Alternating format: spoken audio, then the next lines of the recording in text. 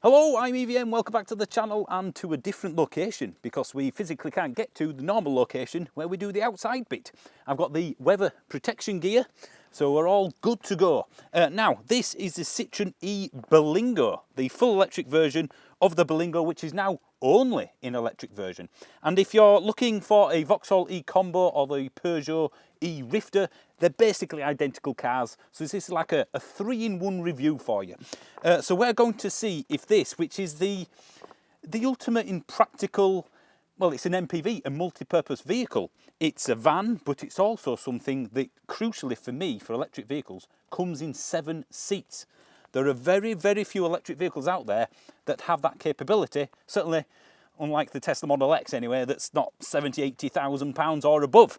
So we'll come to the 7 seats and the price later on. We're doing a look at the practicality. We're doing a bit of a tip run. We had lots of ideas which clearly can no longer happen, so we'll just have to muddle through, I think.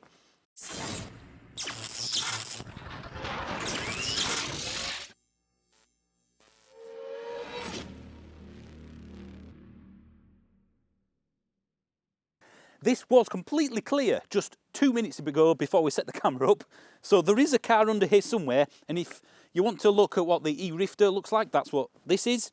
If you want to look at the Vauxhall Combo, it's this. But of course we're going to look at the Berlingo. It's very much a Citroën. It's clearly a van. I mean, it's a van with windows, but not. It's a car-derived van, a van-derived car. So it's going to have the comfort of a decent car, and there's a car coming. Is he attempting to go up the snow? We'll just have to edit point here. Let's pretend it doesn't exist. Is he going to get up? Tesco vans can pretty much get anywhere. So anyway, let's carry on. It's the Berlingo. Practicality is everything for this. For me, cars need a unique selling point. Sometimes they're really comfortable, like the EC4, or they look good, like the E2008. This, for me, it's about that practicality, a proper MPV. You can use it as a van if you want to stick loads of stuff in the back. You can carry 7 people in what is this XL version. And again, that's quite rare. So this is its unique point for me, practicality. So that's what we're going to judge it by. I would show you the outside, but it's too snowy. So I can't be bothered and my hands are freezing. Here's a picture of one. Charge point is here on the left side at the rear.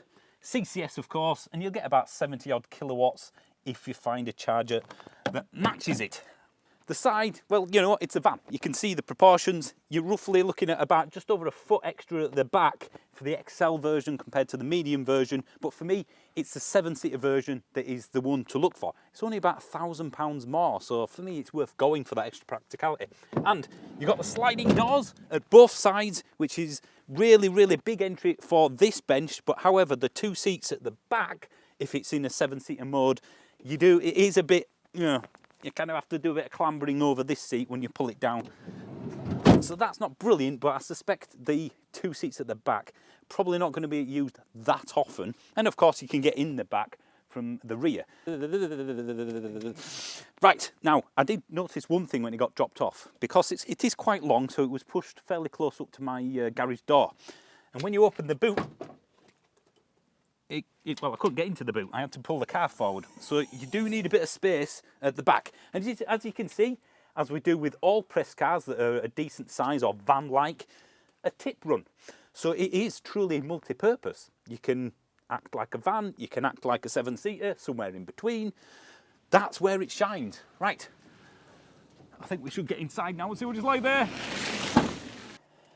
Right, in what is clearly not a different time to when we did the outside bit, let's do the inside and see what it's like. Fairly van-like steering wheel, but you know what, it's functional and the buttons are nice and solid. Hardware in plastics everywhere as you'd expect, along there. But again, nice and solid stuff, hard-wearing. That feels okay. All right there, you've got a decent door bin down there, but nowhere to put your drink that would make it sit upright, and that is a problem I've noticed driving around. That doesn't really fit in there, and there's nothing in the middle. I've got this. The espresso holder there, or shot glass holder. So yeah, that's a bit weird for something which is a very practical car. You have a big decent cubbyhole there, so there's storage all over. There's one behind the screen for you to lose even more things. The glove box, that's very big. It's very big, yeah. It goes back It's really deep, isn't it? Look at that. It's really deep. So again, more cubby holes, and you've got a little shelf. There. A little bit here as well. Where's that? Oh, another shelf underneath the glove box, so tons more. And look, that goes really far back. You get, well, 2 phones in that if you want. If I just look above, I think this might be optional, but you've got load. I mean, that you could fit a ton of stuff up there as well, or lose a ton of stuff up there, should I say. So ultimately, there are cubby holes all over the place, and it's very, very practical. Now, this thing I quite like, just because I'm so used to go. I don't know. I think you. There's a hole here. Now, let me put it in this hole and see what happens. Said nobody. So you turn, hold, and that turns on. And here's the dashboard. It's not a virtual cockpit or anything like that. So that does your, your regen, or that's your revometer, if you will. That's your battery charge level. That tells you how much energy the heater's using. So it's basically either on max or at the bottom on eco. So I'm not sure why they've done that. Yeah, you could have a little display, couldn't you? And that's obviously speedo. This thing here, if you just press this, cycles through various options, and yeah, it gives you enough information. I'll come through the miles per kilowatt hour later on. So nice and easy and clear to see. This screen here, which is kind of standard for your Citroën stuff, it is a little bit slow when you press a few buttons. Sometimes you have to... Hello? Apple CarPlay on there?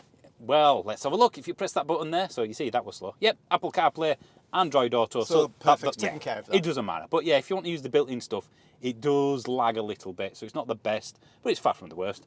That, again, it's well built, isn't it? It's just as relatively hard-wearing fast. It's functional. This thing here, that is a little bit of annoying for me. I prefer a lever rather than something you have to literally get your fingers onto. Going to be a crumb catcher, that, isn't it? Yeah, and I've noticed, you know when you're doing a quick 3-point turn and you have to go reverse, it's just not very intuitive. B mode, that puts in B mode there. Automatic handbrake, of course, and you can change the drive modes between eco and power. Yeah, it's standard fare. There's nothing luxurious, but you know what? There's nothing bad either. The seats are comfortable. I think they're very comfortable. Yeah, it's more than I would have expected for the price. Definitely is. And the back we will get to once we manage to get to the tip, which will explain why we can't get to the tip throughout the video, because this is the most disjointed video we're ever going to do. It really is, so I do apologise for that, but needs must. I'm interested to know, what is each seat like in terms of in the back? I think we need to try them all. Is seat 3 comfortable? Seat 3 is really comfortable. I've got some sort of bolstering. Seat 4? Amazing. Seat 5? Like seat 3, but the other way around. What about seat 6? I don't think you've put the seats up yet, have you? I've not put the seats up. Right, so house seat number 7. Seat 7 is perfect. Look, it's good as well. I've got some sort of drinks holder there. Again, it's slightly small. 12 volt. Is it actually? It looks actually higher. Is it higher up? I'm sat higher up, yes, so it's almost cinema-esque. I can see over the top of everybody. I've got a clear view of the road from back here. They've thought of everything. But look how high it is. Look how far away you are. Hello. Is that where you get into the back seats? I believe so. You can put these down. I'll move this out of the way. We'll do one of that. So that goes down like that. Okay, so that's almost a flat bay. Yeah, can you put these down as well? You can, yeah. Let's have a look. Okay. Watch your hand. Again. Wow. So, wow, that is ace. If you only need 4 seats, like this. That is cool. I mean, let's face it. You can put like a screen here. You got a little cinema. I want to be chauffeured like this. That is ace. But that just shows how big this load bay is if you took them out and folded these down. Massive. It's a van, isn't it? It's literally a van. So that's what you can do if the rear bench is up, to give you more boot space if you didn't need the 7 seats. So you definitely sleep in there. Easily. Just not between the seats. Hang on a minute. It's 7 seats. It's a camper van. It's feeling like you're the king of the land, being, you know. Well, you've got a chauffeur sort of layout. This is a limousine. What I would do, I'd have just these seats in, and I'd get some really thick red carpet just put over here. And a table. Yeah, table. Why isn't everybody driving a Berlingo? I'm selling my house. I'm just buying one of these. Well, your house can't move, and this can, so. Well, yeah, I can't drive my house in the snow. Exactly. That is something I've noticed. It turns the stereo on whether you left it on or not, which is quite annoying. Especially when you listen to Radio 1 and I don't know anything that's on radio anymore. No, I'm at an age now where it just sounds like... I wish it would sound like noise. The one thing I have learnt with driving this over the past few days for work, and it hasn't really gone above 3 degrees, has it? No, it's been cold, hasn't it? And Been a lot of standing water. Yeah, is that because of the, well, sheer cubic squared footage capacity of this, it takes a while for the cabin to heat up. Well, it would do, wouldn't There's it? a lot of cabin, there's a lot of air. It's like a normal-sized car with another half on the back. Yeah. It said ice warning ahead. It just told me. Thanks for that. Yeah. What's this white stuff? You know what? This is going to be a bit tough to navigate and park and stuff, but actually, it isn't. The camera's not bad in it either, is it? No. So look at this 4x4. You don't need a 4x4. We're in an ë-Berlingo. Isn't it? Look, a Jeep. Who needs a Jeep? So we'll let this van go down first, and if he crashes... Yeah, but it is a Citroën.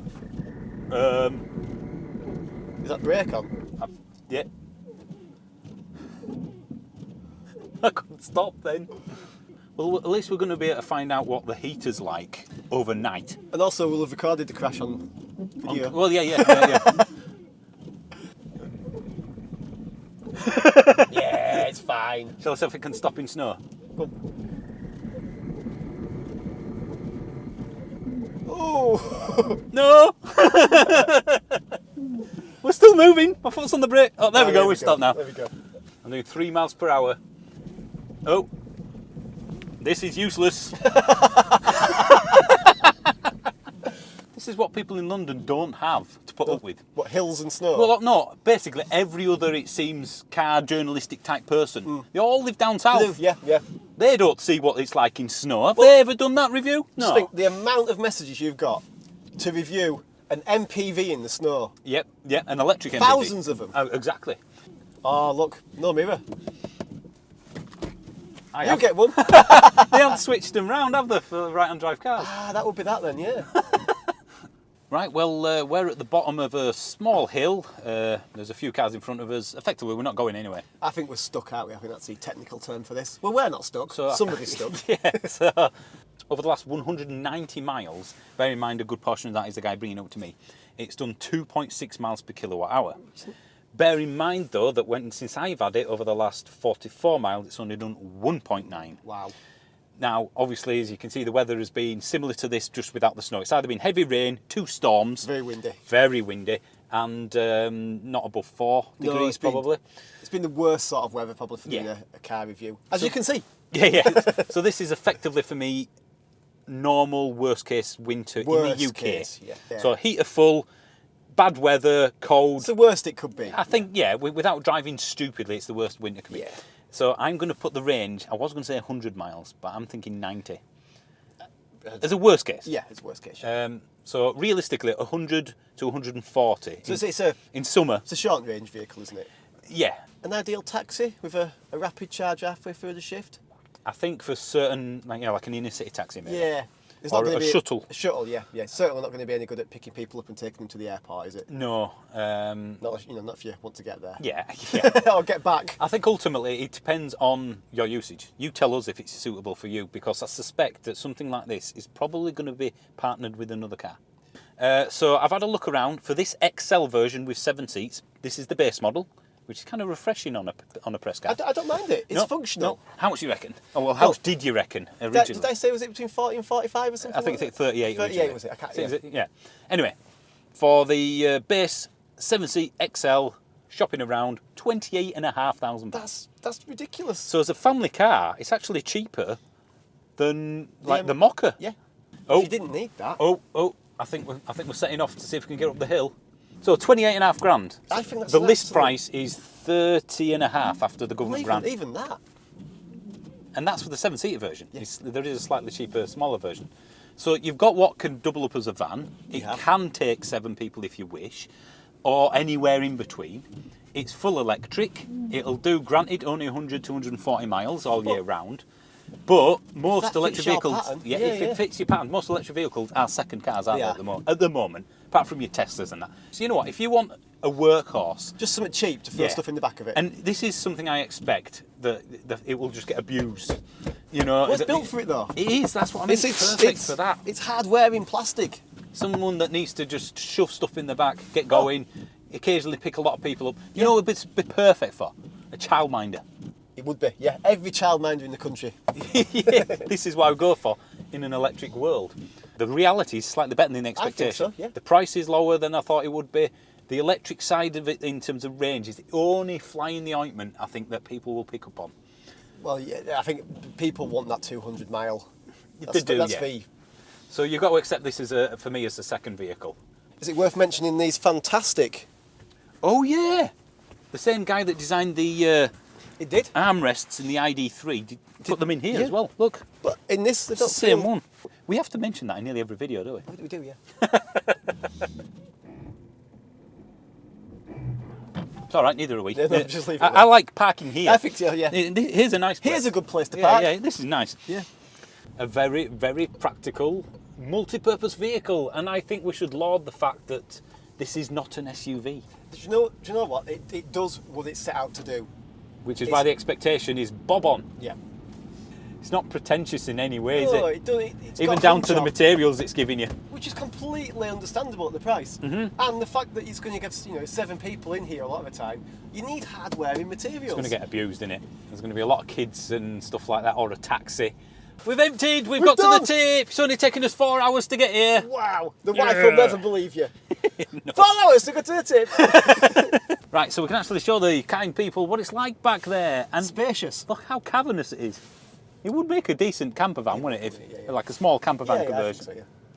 So you can't take a van to the tip, but you can take a Berlingo to the tip, and just take the seats out the back. I do wonder with this as well. Would this be a useful vehicle if you had somebody with a wheelchair?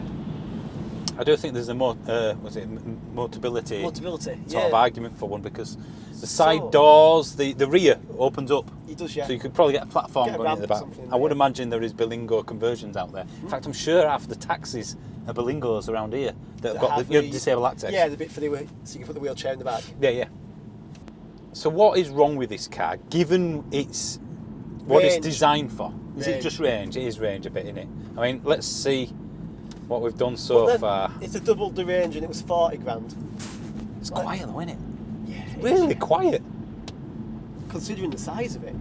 Well, yeah, there's no Echoing. echo, sort of. yeah. Tyre noise isn't that bad, is it really? It's just wind noise when you get on a quicker road, I think. That's the only thing Which I'd you say. get with a van anyway. Yeah. Doesn't even look bad, does it, in terms of how vans go? But I think this is a sort of car where looks are completely irrelevant, No, because you need everyone 7 knows you seats. bought it for a practical reason. So how would we summarise this up then? It's basically, it does If you need exactly. 7 seats, There's there's no other nothing option. else to go for. And Yeah. it's not a bad car by any means. And in terms of whether I go for the Vauxhall version, the Peugeot version, or I'd this, go for sure work at cheapest. exactly that. Or if you prefer a look of one or another. But yeah, whoever's doing the best offer at the time. Yeah, I would say no red flags, but a small flag with the range, because the heater does hammer it Hammer it a somewhat. lot, doesn't it? Yeah. More than other EVs, I mean. So if the range of 100 to 140 miles is fine for you, then you know what? I would definitely put this on the list of things to try. I think so. And let's face it, like we said, if you need more than 5 seats, There's you have a not much choice. else to go for. And let us know in the comments if you are a taxi driver. Right then, well, Fantastic. I like it. I do, yeah, thumbs up. Now, shall we film the bit in the back that we haven't done yet, because this is completely out of order No, due to the don't- snow? don't tell them Have I that. ruined the magic of YouTube? Yeah. Thanks for watching. Please become a member. If you go to ev-man.co.uk, you can see by clicking on members only what members have access to that you don't. For a whole 99p. That's amazing. And if you click on the podcast part, you can listen to all the podcasts. We do podcasts as well. I bet not many we? people know that. All right then. Yeah, I like it. I like it a lot. So thanks for watching. Cheers. Bye. Bye.